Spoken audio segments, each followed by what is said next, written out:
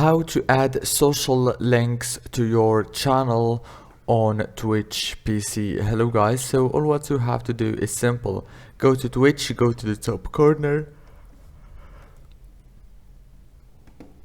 click on settings, it will take you to this page. Click here on channel and videos, scroll down and you will find this social links option, and right here all what you have to do is simple.